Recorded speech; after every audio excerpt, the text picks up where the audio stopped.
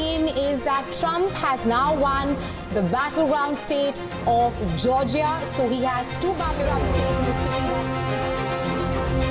It's a political victory that our country has never seen before, nothing like this.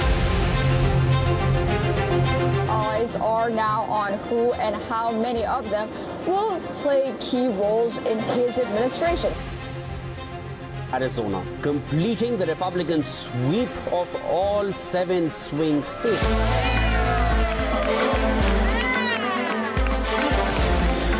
I knew it. In my heart, I knew he won. But to hear it from the TV and the media, that was great. What's so great about a Trump win is everybody wins.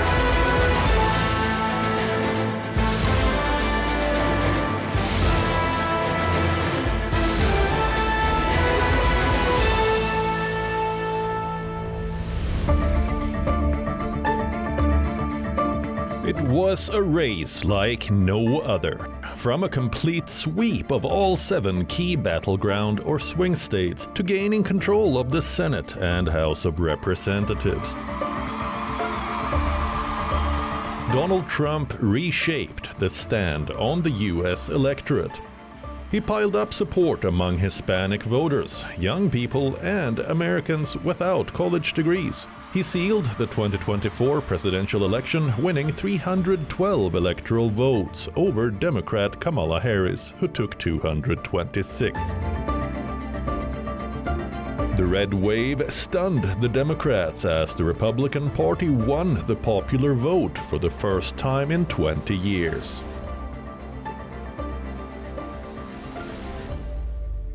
We have a country that needs help, and it needs help very badly. We're going to fix our borders. We're going to fix everything about our country. And we made history for a reason tonight, and the reason is going to be just that. We overcame obstacles that nobody thought possible, and it is now clear that we've achieved the most incredible political thing. Look what happened. Is this crazy? But it's a political victory that our country has never seen before, nothing like this. I want to thank the American people for the extraordinary honor of being elected your 47th president and your 45th president. As the White House gears up for a transition in coming weeks and the world prepares for another 4 years of Trump, we look at how the outcome of these election results impact the US and its global affairs. Could Donald Trump emerge as a peacemaker in the Russia-Ukraine war and West Asia? Now that Trump will be steering the country, what will happen to illegal immigrants? And we're going to see a large number, by the millions, of self-deportations as well. And so these are pragmatic places to start that would give us, yes, the largest mass deportation in American history. Will Trump back out from the Paris Agreement again? Donald Trump may put climate change action on the back burner. And in the Korean peninsula, where nuclear tensions run high, will Trump re-engage again with Kim Jong-un? Back in the US, Trump has promised to revive the economy, from cryptocurrencies to jobs. What will the US economy look like under Trump 2.0? And what shape will Trump's trade deals take? Let's decode.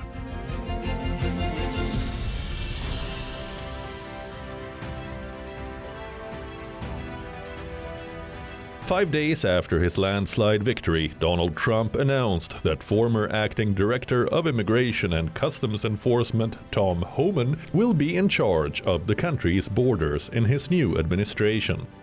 I got a message to the millions of illegal aliens that Joe Biden's releasing our country in violation of federal law. You better start packing now.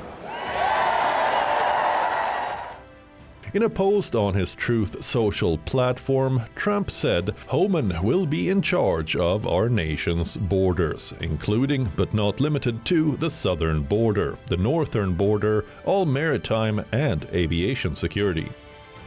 Trump said he has known Homan for a long time, and there is nobody better at policing and controlling our borders. He added that Homan will be in charge of the deportation of illegal migrants.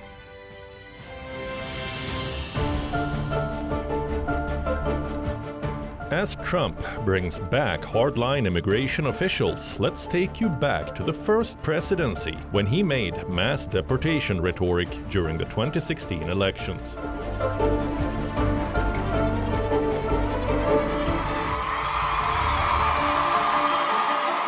When I'm elected, I will suspend immigration from areas of the world where there is a proven history of terrorism against the United States, Europe, or our allies.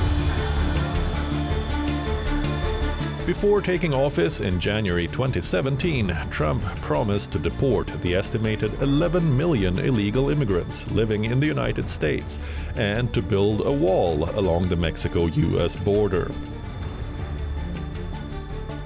A nation without borders is not a nation. Beginning today, the United States of America gets back control of its borders, gets back its borders. During his first term, Trump reduced legal immigration substantially, while the illegal immigrant population remained virtually unchanged. Trump struggled to ramp up deportations during his 2017 to 2021 presidency.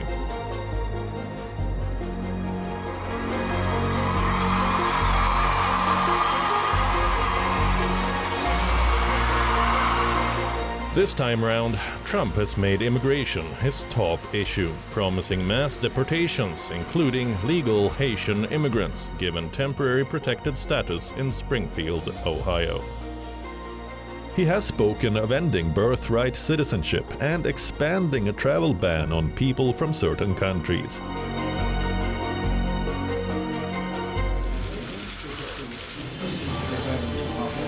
Remember, as president, just a few days after taking oath, Trump issued an executive order banning entry of travelers, immigrants, and refugees from 7 Muslim-majority nations that included Iran, Iraq, Libya, Somalia, Sudan, Syria, and Yemen. This list later expanded to 13 in 2020. The fear of such a ban looms large in his upcoming second term, too. And then there is the Trump Wall, an expansion of the Mexico-US barrier that was a critical element of Trump's 2016 presidential campaign.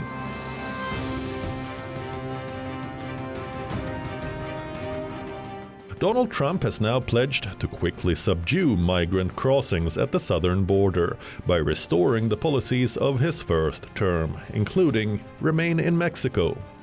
A United States immigration policy, originally implemented in January 2019, requires migrants seeking asylum to remain in Mexico until their U.S. immigration court date. There have been threats to close the border, impose tariffs, and even send U.S. forces to fight Mexican drug cartels if the country doesn't do more to stem the flow of migrants and drugs. But as much as this second round looks like the first round, when Mexico pacified Trump by quietly ceding to his immigration demands, circumstances have changed, and not necessarily for the better.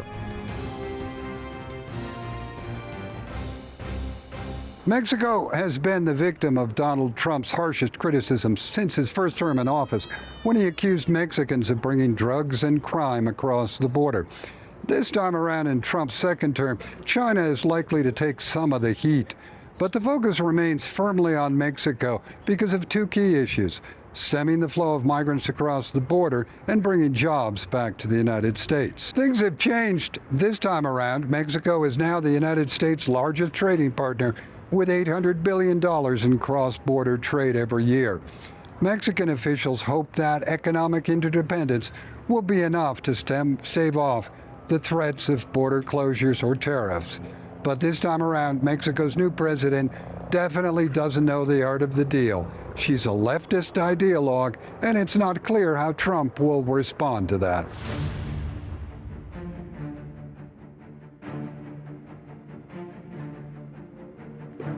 In a few moments, these visionary leaders will sign the first 2 peace deals between Israel and the Arab state in more than a quarter century. In Israel's entire history, there have previously been only 2 such agreements. Now we have achieved 2 in a single month. Together, these agreements will serve as the foundation for a comprehensive peace across the entire region, something which nobody thought was possible, certainly not in this day and age, maybe in many decades from now, but one founded on shared interests, mutual respect, and friendship. This is what Donald Trump said in 2020 when the US signed the Abraham Accords with the aim of normalizing relations between Israel and some of its West Asia neighbors, particularly with the United Arab Emirates, Bahrain, and later Morocco and Sudan.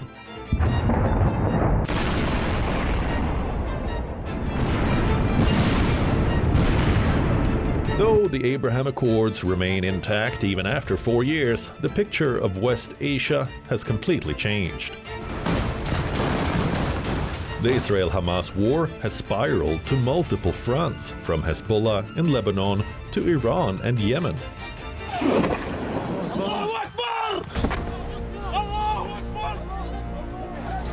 Israel launched the war in response to Hamas's October 7, 2023 attacks, when the Palestinian group killed 1,200 people in Israel and kidnapped 250 people.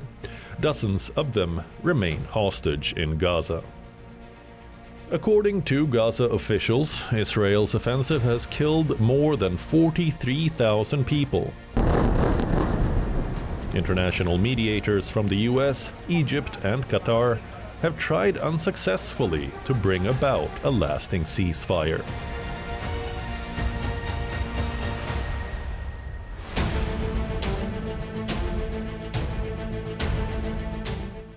As soon as Trump claimed victory in Florida, Israeli Prime Minister Benjamin Netanyahu congratulated him, calling it history's greatest comeback and a new beginning in the US-Israel alliance. The United States is Israel's top ally and a military backer, and the election came at a critical time for West Asia amid wars in Gaza and Lebanon. In fact, Netanyahu said that he has spoken 3 times with Donald Trump since election night, and they see eye to eye regarding the Iranian threat and all of its components. בימים האחרונים אני שוחחתי 3 פעמים עם הנשיא הנבחר דונלד טראמפ. אלה היו שיחות טובות וחשובות מאוד. שיחות שנועדו להדק עוד יותר את הברית האיתנה בין ישראל לארצות הברית. אנחנו רואים עין בעין את האיום האיראני על כל מרכיביו ואת הסכנה שנשקפת ממנו. ואנחנו רואים גם את ההזדמנויות הגדולות שעומדות בפני ישראל בתחום השלום והרחבתו ובתחומים אחרים. Trump has previously described himself as the best friend Israel has ever had. As president, he made decisions amenable to Israel, including shifting the US embassy from Tel Aviv to Jerusalem and officially recognizing Israel's claim to the disputed Golan Heights region in 2019. What strategy will Trump implement in the region going forward? Trump could, though, be tempted, what to me is a more positive direction of building on the Abraham Accords with the Emirates and other countries in his first term and saying, look, the big prize for the region and for Israel and for me is a deal with Saudi Arabia, the normalization of relations. Saudi wants an awful lot of things from that in its relations with the US, and offering really great prizes to Israel in terms of relations with other Arab countries, but also other Muslim countries like Indonesia, Malaysia, if you can come to some deal, which in the Saudi Arabian point of view must include now a state for the Palestinians. If he could put his weight towards that, that would be a positive route out of what is a worsening situation there. But I'm not sure that he's that way inclined, and it's certainly not where this current Israeli government is inclined. What I think we do know about what Trump said, and he said it again in his acceptance speech, he's very, very proud of the fact that, in his view, no new wars were started in his first term, and he wants to end the conflicts that are out there at the moment. As he said, he wants a strong American military, but he doesn't want to use it. And so I think you will see pressure, including pressure on Netanyahu, to shut down these conflicts sooner rather than later.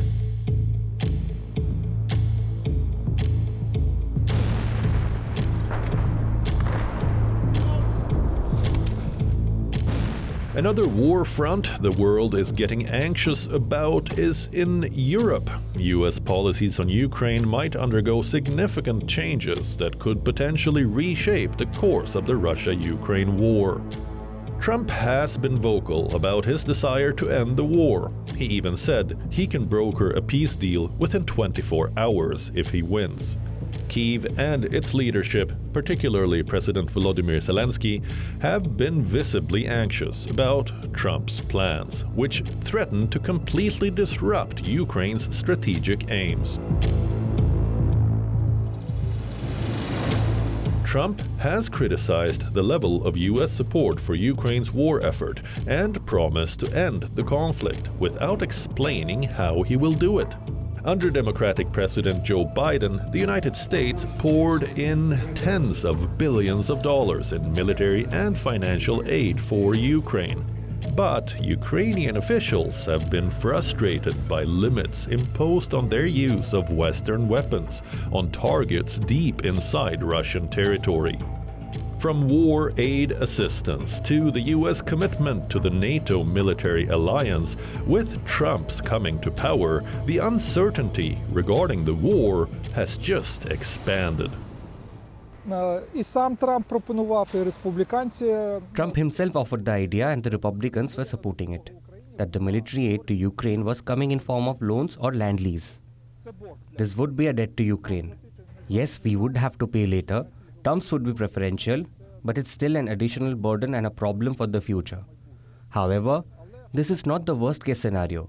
It's better than the total absence of aid. However, it is likely that the macro-financial assistance to Ukraine from the US would cease. Може бути закрита макроекономічна фінансова допомога для Interestingly, Italy's Deputy Prime Minister Matteo Salvini recently proposed that Trump be awarded the Nobel Peace Prize if he can successfully end the Russia-Ukraine war. The war has been on since February 2022.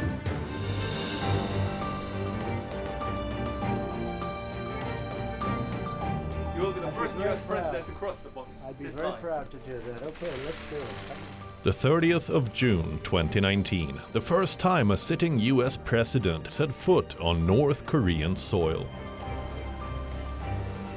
It was also the second time since the end of the Korean War in 1953 that a North Korean leader entered the South's territory. These visuals sum up all that. No US leader has handled relations with North Korea like the way Donald Trump did. After trading threats of nuclear annihilation during the first year of Trump's initial term, Kim and the then US president held 3 unprecedented meetings.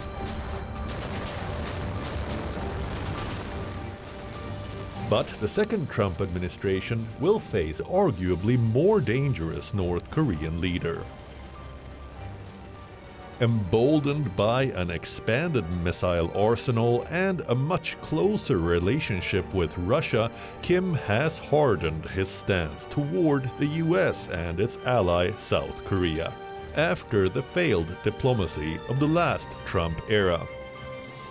양쪽 국가들이 다 UN 안보리 대북제재 전부 모두 위반하고. It seems difficult to engage in dialogue with North Korea given that both countries, Russia and North Korea, are currently violating UN Security Council resolutions. Until the war in Ukraine is resolved and unless North Korea withdraws its involvement, there may be constraints on any potential dialogue or negotiations between the US and North Korea. 는 그런 상황이 안. I cannot in good conscience support a deal that punishes the United States, which is what it does.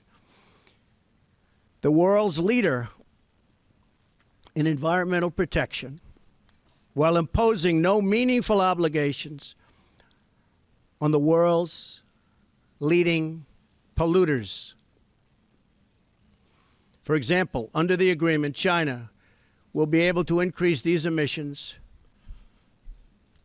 by a staggering number of years, 13. They can do whatever they want for 13 years, not us. This was the moment when Trump pulled out from the Paris Agreement, making the United States one of the only countries not to be a party to the 2015 pact, in which nearly 200 governments have made non-binding pledges to tackle climate change. The decision sent shockwaves across the world. President Joe Biden rejoined the pact, but with Trump's re-election, he is expected to quit again when he takes office. Reports already suggest the US President-elect's transition team has prepared executive orders and proclamations on withdrawing from the Paris Climate Agreement and shrinking the size of some national monuments to allow more drilling and mining. The United States' absence from the deal would put other countries under pressure to make bigger reductions to meet climate goals. Trump's victory has already overshadowed the COP29 climate summit that is taking place in Azerbaijan. It is clear that the next administration will try to take a U-turn and reverse much of this progress. And of course, I'm keenly aware of the disappointment that the United States has at times caused the parties of the climate regime.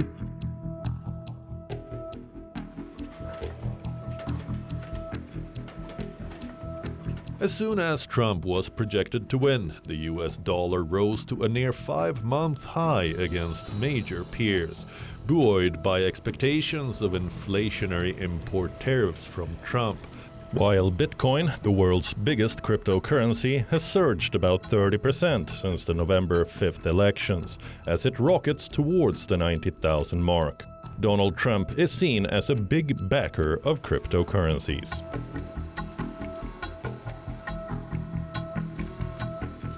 Trump had tapped into deep anxieties about the US economy. His pledge to take manufacturing jobs from foreign countries by offering incentives to encourage companies to relocate to the US seems to have paid off. He has warned that the Euro bloc will pay a big price for not buying enough American exports, with cars a particular target. He has threatened China with blanket 60% tariffs. Since his election last week, the euro has languished at a 7-month throw, and the yuan slumped to its lowest in more than 3 months, with Europe and China both targets of potential Trump tariffs. The trade war between the US and China is, I would say, a problem for the European Union, because European Union and Germany, they pretty much depend also on China with respect to trade politics, no? And if the US is making a harsh trade war on China, it would be very difficult for the European Union to position itself and not to violate the relationships to both sides. Take a look what happened.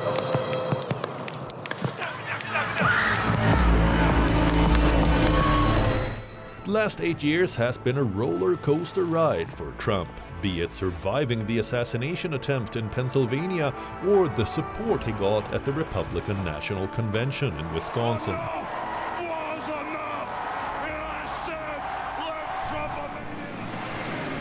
From learning the real estate business in New York under the wing of his father to becoming a towering TV personality, he rose to mainstream fame through his show, The Apprentice. He is also known for organizing for various beauty pageants, including Miss Universe, and was often cited at wrestling events. Donald Trump thrives in the limelight. His every action propelled him into the public eye. Perhaps his go-getter attitude is something that has resonated with the majority of Americans. The verdict is in front of you. The first former president to be re-elected to the White House in more than 130 years. Will he emerge as a deal maker for various issues? We'll get the answers on the 20th of January 2025, when Donald John Trump will take oath as the 47th President of the United States of America.